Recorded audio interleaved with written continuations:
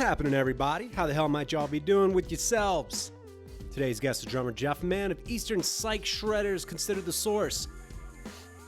Jeff and I get into the crazy sequence of auditions he went through to get the gig, the challenging world of tabla playing, his ever-evolving auxiliary percussion setup, and a whole bunch of drummers that we dig.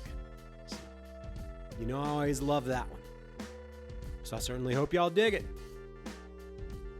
Crash Bang Boom Podcast can be found on iTunes Podcast, Spotify, Stitcher, Luminary, Google Play, Podbean, Amazon Music Podcasts, and more. Feel free to check out any of the previous 200 episodes and give me a like and or a subscription and or a positive review. The support is appreciated. Shout out to my sponsor, New Orleans Record Press. If you're looking to release some vinyl, hit them up at neworleansrecordpress.com to check out all the electroplating, mastering, design, packaging, and vinyl coloring options. And they got a handy little real-time quote generator for you to keep tabs on it all. They also print 12 and 7-inch records at 150 and 180 gram variants, and they do small runs of 100 and larger runs up into the thousands. So hit them up, and that's neworleansrecordpress.com.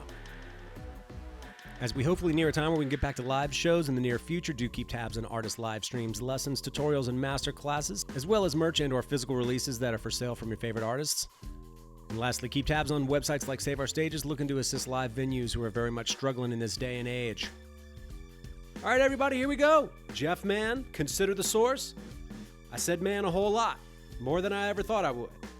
Keep your eyes peeled for Consider the Source coming through a town near you soon. Crash, bang, boom. Crowds go mad with joy. Yeah! All right, Jeff Mann of Consider the Source. How are you doing, man? Thanks for joining me, man. I get to say man a bunch, and it's all applicable. This is good. It works, man. That never gets old for me. Oh, I bet. Yeah, right? Your entire existence? Theme through my life. Yeah, it's a fun one. Of course. How was 2020 for you? I know just from everybody being down from touring and playing just shows and everything revolving around writing music and getting together, everything was challenged in many ways. So how did you get through 2020? It was interesting for sure. Overall, there were pros and cons. You know, the biggest thing I'm lucky to say is, you know, no one in my family or like super close in my life was directly affected negatively by getting sick with COVID or anything like that. So that's always a good thing. And then beyond that, you know, it's been weird not playing shows like we're used to and traveling and touring and even seeing each other. We're used to seeing as a band, seeing each other like pretty nonstop. If we don't see each other for like a couple weekends in a row, it's kind of a strange feeling. Right. So all of that was definitely odd and different. But there was also like a lot of upside to it. I got married a little over a year ago and got to spend way more time with my wife than I ever expected to. Yeah. And, you know, tons of like cooking, and I slept more than I have in a long time. I bet. For sure. A lot of, you know, a lot more time at our beds and homes for all three of us and stuff like that. Yeah. So there were certain things that were refreshing about it, and obviously a lot that I missed too. But I used it as a time to, with the band, we recorded. We got together a couple months into like the quarantine, and we all stayed in a house together. John had a house in Asheville he was living at, and we all went there and set up a studio in his place and recorded for a little over a week. Wow. The thing that we got forced to doing that we never did before was kind of building tracks from our own remote locations. Yeah. We'd always toyed with the idea of doing more pre-production and stuff. Yeah. But because we couldn't be together and we wanted to work towards being able to record, it was the first time that we actually like sent each other tracks, built the songs together, pieced together the parts. We did some Zoom rehearsals where we couldn't play together in real time, but we could discuss ideas and stuff like that. Yeah. So that was cool. And that was a good thing. And also kind of just showed us that we can do more of that in the future, writing remotely. Right. And we've done a couple live stream concerts, and we filmed some videos. So without having too many shows, we were lucky to have a couple of like outdoor shows and some limited capacity shows we've done here and there. Nice. Yeah, it's been weird. Those shows have felt really special, obviously, because there's not a lot of that happening now. Right. But the band's been like figuring out what we can do, whether it's scrapping together a show or two or recording or filming or stuff. We've just tried to keep each other active. And aside from that, personally, I've taken this time to play some other instruments. I've been playing a lot more like bass and kind of teaching myself some piano and figuring out things like Ableton Live, Right. and trying to step up my recording game. And for musicians, this has been the time of like, if you've ever had excuses why you don't have your own like little home recording rig, like Yep. There's no more excuses for that. I know, you know? right? It became a necessity. Yeah, totally. It's been like an interesting year of different sorts of activity, you know? Right. Very cool. Well, in addition to picking up the bass and some of these other instruments and whatnot, were there any particular aspects of your playing or drum approach or anything like that that you took the time to address as well that you might have otherwise postponed? Because I've heard the spectrum of, if shows are out for a year, there's no rush for me to be doing this. And then there's the proactive other side of the spectrum, which is I have this time, I got to use it to address all this shit that I've been probably postponing for God only knows how long, right? Totally. And I think we're about to see a lot of musicians come back with like a vengeance. 100%, right? Yeah, I feel like a lot of people have just been like, all right, I'm just gonna shed, and like when the time is right, like it's gonna unleash the beast, Right. When drummers and just musicians do come back, and drummers in particular, because of the physicality of the instrument, I imagine that a lot of people are probably going to be a little out of touch with pacing themselves, having been gone from that. Because you can practice isolated, obviously, as you know, and your band plays really long shows. That's something I want to talk to you about as well. But I imagine, in addition to all the additional chops and all that stuff, there will be a little bit of a period in getting back to it where you realize I still have to be in the moment and pace myself here. I can't blow it out in the first song. Dude, exactly. You just hit the nail on the head right there. We played, we did a live stream. We've done a couple live streams, and most of them have been like one set, an hour performance, or maybe an hour and a half or hour 40. Right. We did one, our most recent one. It was 2 sets. Oh. So we played like an hour 15, took like a 15-minute break, and then did like another hour and a half or something like that. And at the end of it, like the first thing Gabe said after the show is he's like, we used to do this like a couple nights in a row. Like, I'm dead right now. Right. But yeah, totally, man. One habit I've kind of gotten into the past couple of years is trying to work through some like classic drum books on the practice pad. Mm-hmm.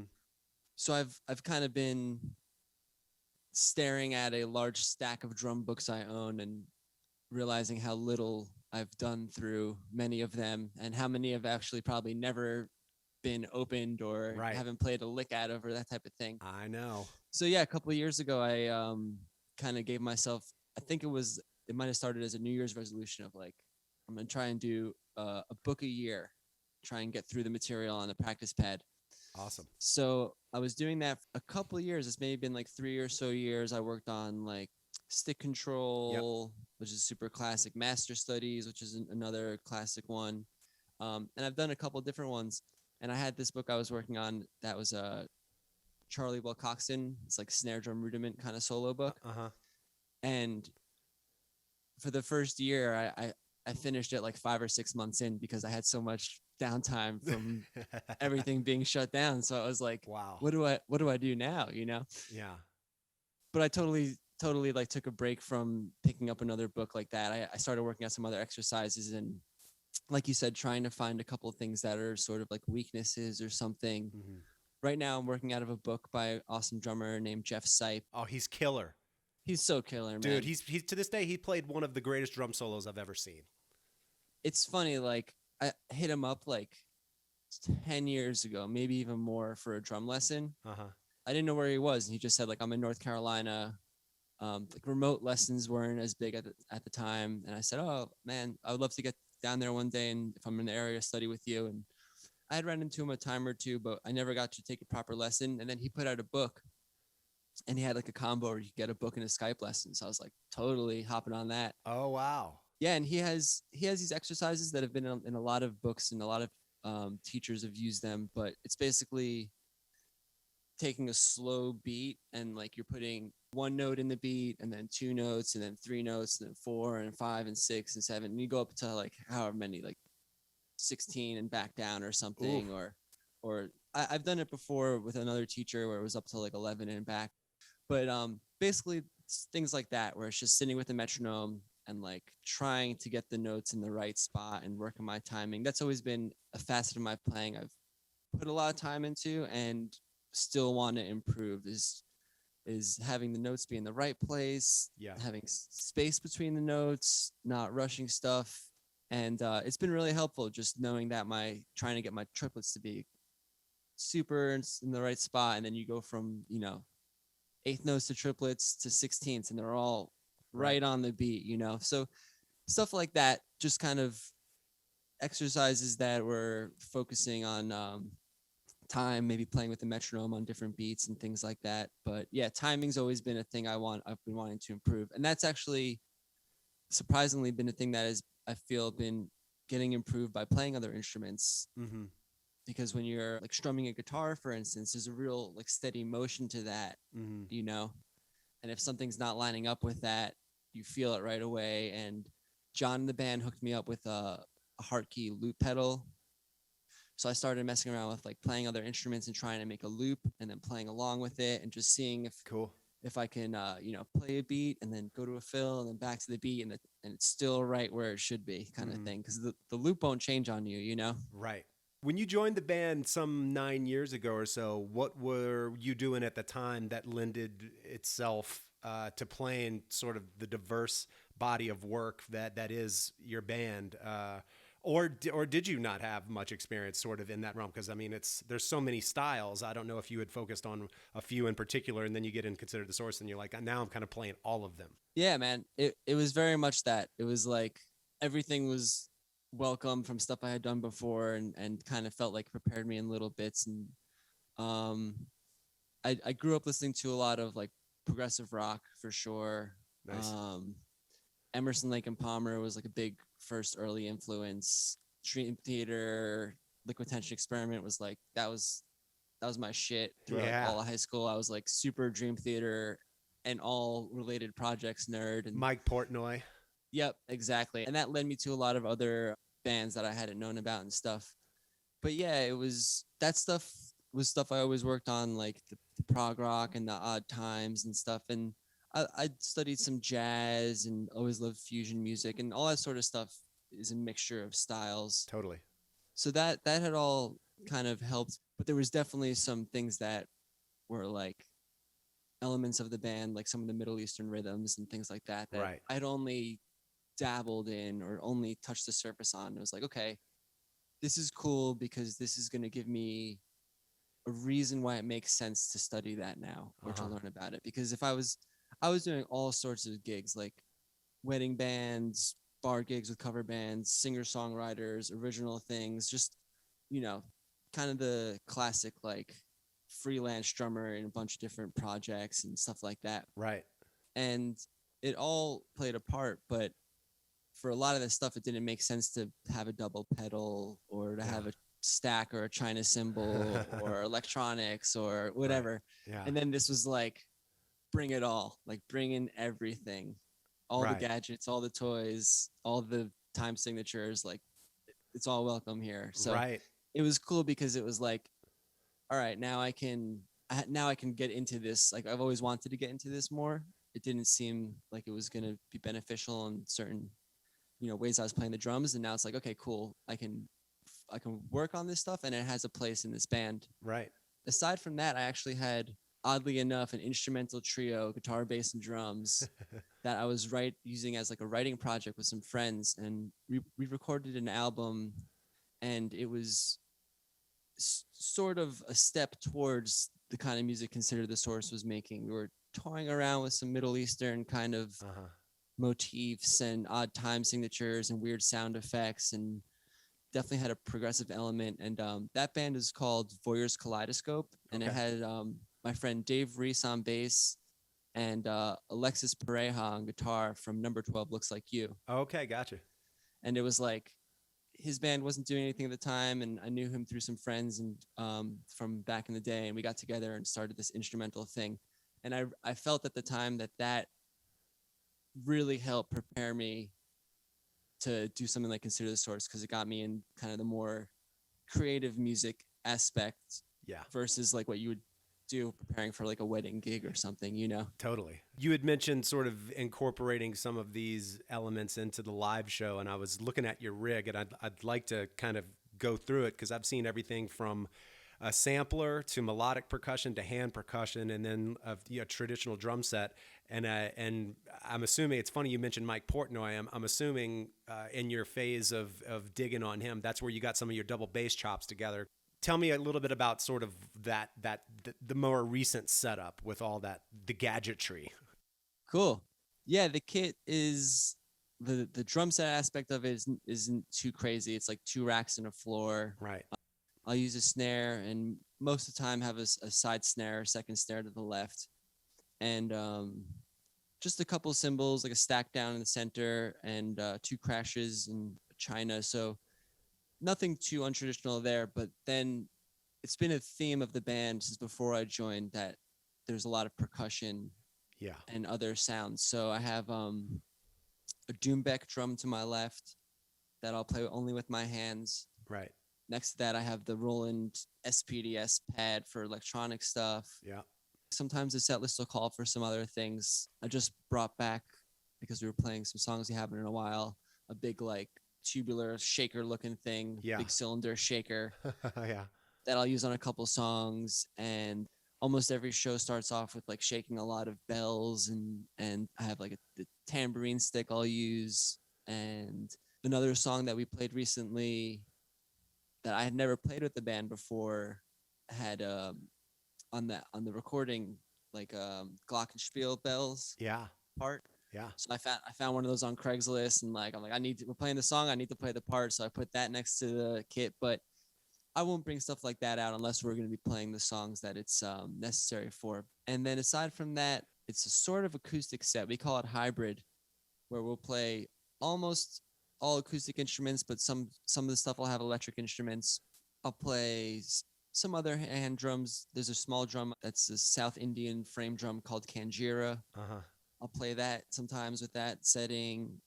Yeah, it's just like on the same tangent. It's a sort of thing where I've always wanted to get into more world percussion, but it's never quite made sense because I never had a place for it. Right. Now with this band, it's like, oh, I can pick up some drum from India, and it makes sense with the music. Absolutely. Did you get it all into studying tabla players and this and that? Because I know some of those rhythms, you were kind of talking a little bit about it. I had a roommate that played tabla and sarod, and I kind of regret not picking his brain more so when I was living with the guy as to sort of some of the counting that goes on with tabla and the whole voicing, and like it's a very, very different world. And I think as far as guys that I know of or that I could think of off the top of my head that have kind of gone into that tabla world and brought it back to the drum set, Benny Greb is one, as is Danny Carey from Tool. Oh yeah. And both of those guys are really have a crazy mastery of time, and it's one of those things where I think you could attribute at least some of that to their delving into that world of counting and everything.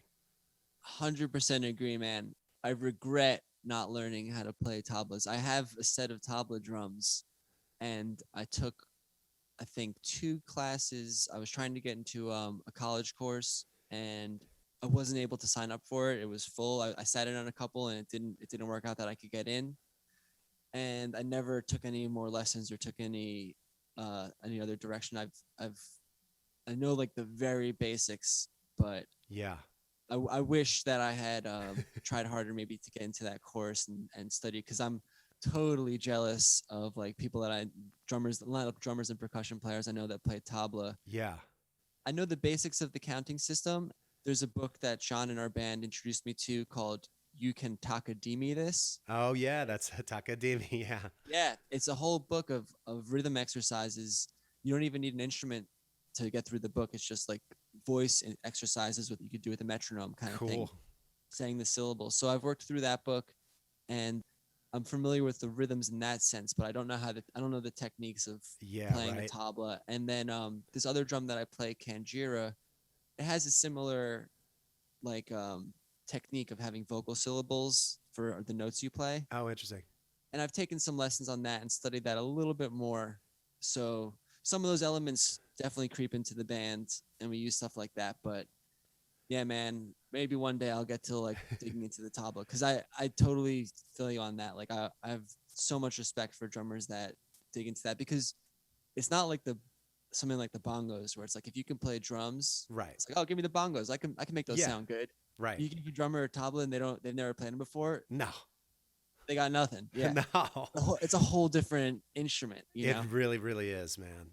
You know what? We mentioned you joined and Consider the Source, but I didn't even ask you how you got the call for the band in the first place. Dude, it's so funny. I'll give you a shorter story. Craigslist. Come on, you got the gig from Craigslist? I saw an ad on Craigslist that they were looking for a drummer, That's wild. and they had put the word out to a bunch of friends and bands they knew that they were looking for a drummer, and they had a bunch of people, but then they're also like, let's just put an ad on Craigslist and see who else we can get. Yeah. And the ad didn't say the name of the band. It just kind of described like band that plays Middle Eastern music mixed with improvisation and progressive rock, Right. lots of odd time signatures and this and that, looking for a drummer, blah, blah, blah. And I wrote back like saying my whole thing. And at the end I said, by the way, is this considered the source? Amazing. And I was like, yep, you called us out. That's who it is. Wow. It was funny. I showed up and I had known them already through some friends. I went to college at SUNY Oneonta in upstate New York. Okay. And they used to play there, and my friend used to book them. And I had never seen them live there, but my friend gave me a CD, and I had the CD. I knew about the band, and another group that I was in opened up for them once. We were on a tour. We opened up for them in Georgia, in Savannah, and I talked to them a little bit. And I said, "Hey, you guys used to crash upstairs in the house I lived in college, and like, we have all these mutual friends." And we talked, and I kept an eye on them. And then one day I was just on Craigslist looking for drumming opportunities, and I saw the ad, and by the time I did the audition, I was the last one to audition. Out of how many? Do you know? I want to say probably close to 20, give or take. Wow. And I was the last one because I was on the road with another band, and the scheduling didn't work, so I couldn't get there until like after everyone else. And I did an audition, and John afterwards said to me, like, "Hey man, you sounded great. I got to tell you though, we have gigs coming, and we couldn't wait this close to the gigs to figure out who's going to play. So we told someone else that they got the gig. So we're going to have this guy, and he's going to do shows, but keep in touch. Like, we'll see what happens, Yeah. And I thought that was it. I was like, okay, this is the time I got to play a couple songs in an audition with Consider the Source. It was really cool. Like I jammed with them. It was awesome. And I just like watched them, having tour dates and having things go on and blah, blah, blah. And then after a few months, I got an email that was like, "We're not so sure this guy is going to be a permanent fit. Are you still interested?" Yeah. I was like, "Yeah, totally." And they're like, "Cool, we're going to do another round of auditions." And then we did a second round, and then there was a third round that they were like, "We're bringing back just like one more round." They had a manager that they brought in the manager this time. Damn. And then it was like, all right, this seems like it's this could be happening. It was I had already gotten over the fact that I wasn't in the band for months. Right. And then all of a sudden it was like back in my lap as an opportunity. Right. So I was like, okay, cool, let's try and make this happen. And yeah, I did the auditions. We got along really well. We played well together. And then a couple of weeks after that, I got the call, and it was just like, "Hey man, are you good to start gigging in like two weeks?" Yeah. Right. And then it was like, right from then it was like Thursday, Friday, Saturday show next weekend, Thursday, Friday, Saturday show next weekend, and it was hopped right into it. Wow. And y'all play some long sets. So were you playing sets of that duration prior to Consider the Source? Yeah, with some things. I had experience playing like 2 sets and done stuff like that. Right. Luckily, the way that they had done the auditions was the very first one I did, they gave me 3 songs. Yeah. Then the months later, they gave me 3 new songs to learn. And then the final audition, they gave me 3 more songs. So by the time they were like, "Yeah, you're going to play it," we already had 9 songs that we had worked on together and Right. got up. So I was like, okay, like 1 or 2 more and we have a show. Yeah. So it all worked out. That's wild, man. What age did you start playing drums? I think I was 8 or 9. Okay. Yeah. So you started relatively young. I was 15 when I got my first kit, and I played in like concert band and all that stuff with junior high school and all that silliness. Hey man, it's good silliness to go through. Yeah. I know. I look back on it, I'm like, all right, I suppose but then the second I got a drum set, I was like, that stuff's not as cool as it was now that I can like jam with friends and hang out and like create music as opposed to, reciting. But I was in marching band for a little while, and I had a friend that was like a drum corps guy, and I would hang out with him, and he would show me like because those drum corps guys go so crazy into hand technique and their speed and everything. So I don't know, did you ever get into that side of it necessarily, or?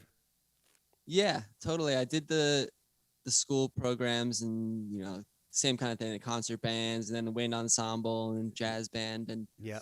I did marching band. I was at a school that the focus and like the band director kind of put his focus on making sure the music was great, but was a lot less concerned with like the marching aspect and the making sure everyone looked the same aspect. Right. So I did the marching band, but it wasn't like everyone had to do traditional grip and stuff like that. Like I always played match grip. I never learned traditional. And it was like, you see the drum line and like 2 or 3 guys would be holding their sticks like this and 2 or 3 guys would be holding their sticks like that. It definitely wasn't like competition level. Yeah, of course. But I did marching band, and that was really great for all my like snare drum and kind of hand chops for sure. Right. And reading too and stuff like that. And I was lucky to have some great teachers. It started with like the classic kind of teacher who played every instrument and just like taught me to play songs. Right. Like, here's my Sharona. here's Beat It, like. Right. And that's great, but I didn't really learn like the techniques of the instrument. And then after that, I had some other teachers that were more like, here are the rudiments, here's some jazz stuff, here's some, independence exercises and stuff like that. And then as I was, I think, a junior and senior in high school, I got really lucky because, like I said, I was really into like dream theater and progressive rock. Yeah. And there was a girl in one of my classes that was talking to me about how her brother was a drummer and took lessons with Jason Rulo from Symphony X. Okay. And I was like, wait, are you kidding me? Like, that's one of my favorite bands. Like, he's local. And she was like, yeah, he's comes to drum lessons every week. So I was like, can you get me his contact? I would love to study lessons with him. So for like a year or two, I got to study with Jason Rulo. And that was really great. That was like taking a lot of stuff further. And yeah, he pushed me in a lot of interesting ways. Wow. Very cool, man. I was thinking about other bands that are kind of in that sort of subgenre that Consider the Source operates in. And a couple of the drummers that I've spoken to, and Kenny Grochowski and Pejman of Secret Chiefs 3. Yes. Definitely like great drummers, and that whole Secret Chiefs 3 thing is wild to witness as well. Trey, the guitarist, obviously from Mr Bungle, he's just such a madman of so many instruments, and just he's a special guy. And it was cool talking to them about it, but I was thinking about just some of those other bands that maybe operate in the stratosphere. And I was thinking back, did you ever get into Critters Buggin'? I saw them many times back in the day, and Matt Chamberlain, always one of my favorites. Mike Dillon on percussion, Brad Hauser on bass, Skerrick on sax. Saw them easily 4 times over the course of their records, and every time they were incredible, and they could go so many places genre-wise and everything, man. You got into them? Dude, you just hit like all my favorites. Like big time. I had to check while you were talking to see what shirt I was wearing, because earlier I was wearing a Mike Dillon shirt. Nice. Dude, totally. When I was a freshman in college, I had a friend that was a bass player that we started trading music, like, hey, I'll hook up my hard drive to your computer and let's slide over these 40 albums you got to check out. And then you give me those 40, Yeah. And he gave me one of the albums I totally remember is he gave me a Secret Chiefs record, and it like blew me away. Yeah. And I actually just found another copy of it recently because I didn't have it on CD, and I had to buy it. Just like, Yeah. and I listened to it. I fell in love with it all over again. But Awesome. yeah, Secret Chiefs is amazing. Mr Bungle is one of my favorite bands. Oh, dude, totally. I saw them live as well. I missed them. I knew of the show happening in New Orleans for the first record. So that was like 91. But I did see them on the Disco Volante tour and the California tour. So and every time I saw them, in particular, the California era, it's to this day, it could very well be the greatest show that I've ever seen. Amazing. And that was a band I totally discovered because of Mike Portnoy. He used to have on his website, he had a section, and I feel like a lot of bands, maybe they still do, but there used to be like about the band kind of thing. And a common thing was like the band members would list their favorite albums. You know, it'd be like favorite drink, favorite food, favorite venue to play, like the classic, whatever. Yeah. And he had a whole list of like all his favorite albums, and I would just try and listen to all the stuff he suggested that was his favorite. That's and cool. Mr Bungle was one of the ones where I was just like immediately so into it because I was into Zappa. Oh yeah. And I started getting into heavier bands like Pantera and Meshuggah and stuff like this. And Mr. Bungle seemed to be like this mesh of like weird, kind of playful Zappa-esque stuff, but also had like the heavy and aggressive element. And yeah, I listened to those albums so many times. And then Critters Buggin' too. Like I always say Matt Chamberlain he gets my favorite drum sounds. Oh, absolutely. The production sense that he has is yet another element that makes him so amazing. He just has an incredible production sense and great understanding of tone. Absolutely. He's incredible.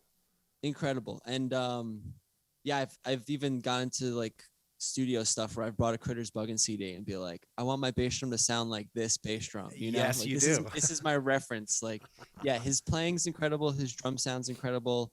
I just started getting into buying vinyl. Mm-hmm.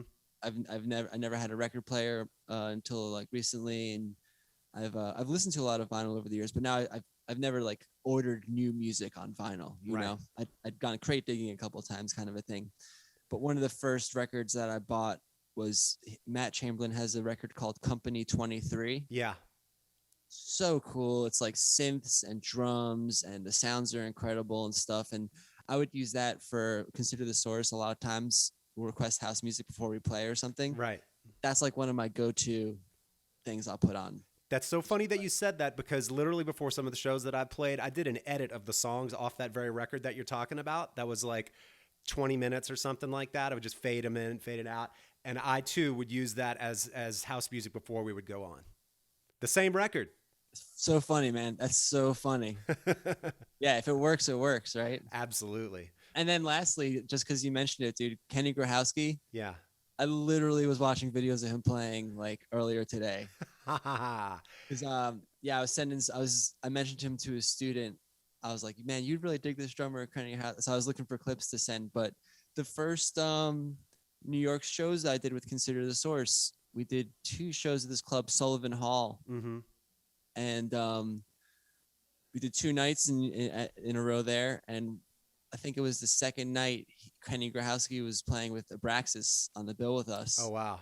I didn't know anything about him. I never heard his playing. I never saw him. I never heard his name, nothing. Right. And we're just like in the green room, and he had a practice pad, and he was just like doing finger exercises. Oh, yeah. And that same manager that watched me audition and like gave me the okay like a couple months before, like looks at me and he's like, this dude is sick. And I was just like, this dude is sick. Like, this is the world I'm stepping into. Like, I got to keep up with guys like this. Holy shit. Yeah. But like before I even saw him play the drums, it was just on a pad.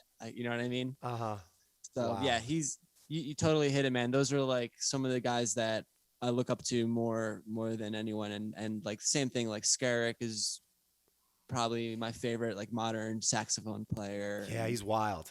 He's wild. He's a wild man. It's very unhinged, you know, but he can do anything, but then he also can like just make noise and be wild and stuff like that. So yeah, totally. yeah, that's a lot of the stuff that's really exciting for me. Yeah. Like a lot of the kind of like I love all sorts of music, like, you know, a Stevie Wonder song or like some, you know, something soulful or some classic rock, Led Zeppelin. Like I love all that shit. Yeah. And it totally like hits me deep. But when I see people making music that seems to be like kind of pushing the boundaries and like blurring genres and all that sort of stuff, that gets me really excited. I hear you. And inspired. Yeah. I'm definitely with you there. It also bears mentioning for anyone listening to this that's curious about sort of some of these outliers within this subgenre that we're sort of talking about here. I saw guitarist Dave Fuzzinski back in the day a good bit, as well as interviewed a drummer that's worked with him before on like Black Cherry Acid Lab and the Keef Records and Tobias Ralph. And I saw Dave like back in the day at Jazz Fest in New Orleans when he would come through just playing little clubs.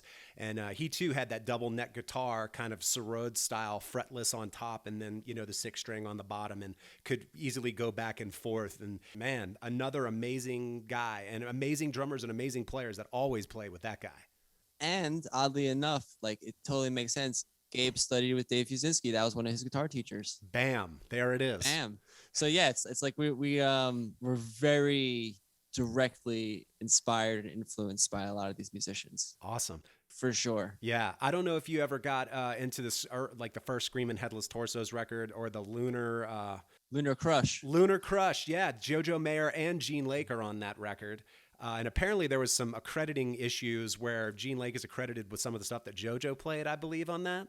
But once again, and then you got John Medeski, obviously, as well. So you got Dave Fuzzinski, John Medeski, and then JoJo Mayer and Gene Lake. And just like, it's so sick. And that first Screaming Headless Torsos record that JoJo was on, that was the first time I heard him. And I was just like, who the fuck is this guy? And then shortly thereafter, he did that Modern Drummer Festival, which was the first time that people were really kind of seeing him on a broader audience. And I was like, oh, he's a total genius. Okay, I get it now. Yeah, man. He's a madman. He's incredible. He's hands down one of my all-time favorites.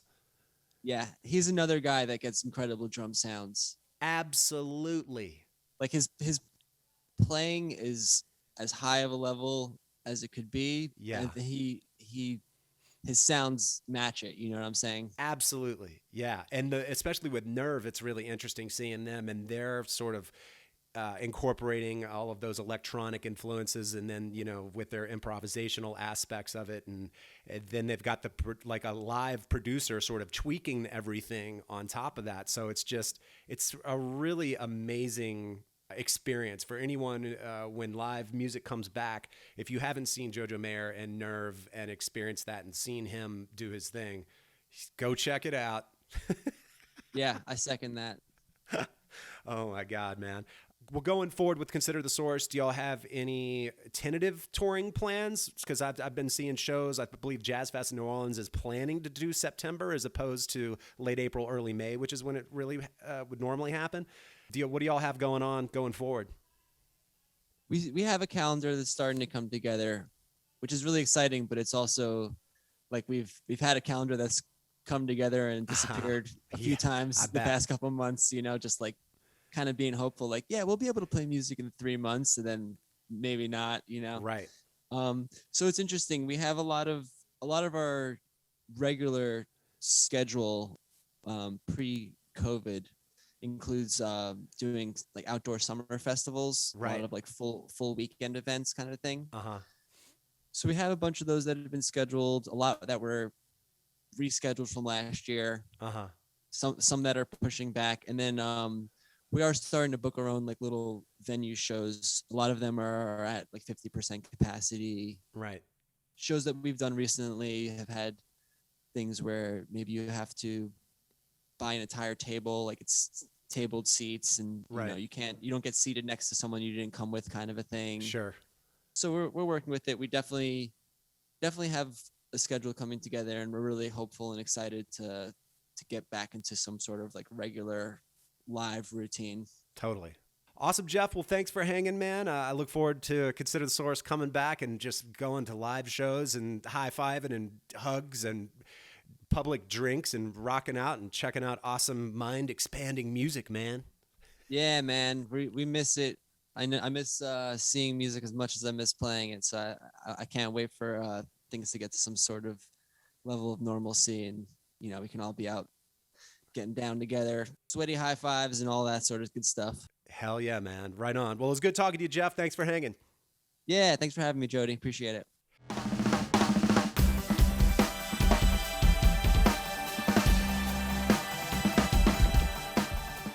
All right, everybody, thanks for tuning in. Thanks to Jeff for rapping. Always cool to geek out on our favorite players and all that goodness, so I hope y'all dug it. We'll catch y'all on the next one. Crash, bang, boom.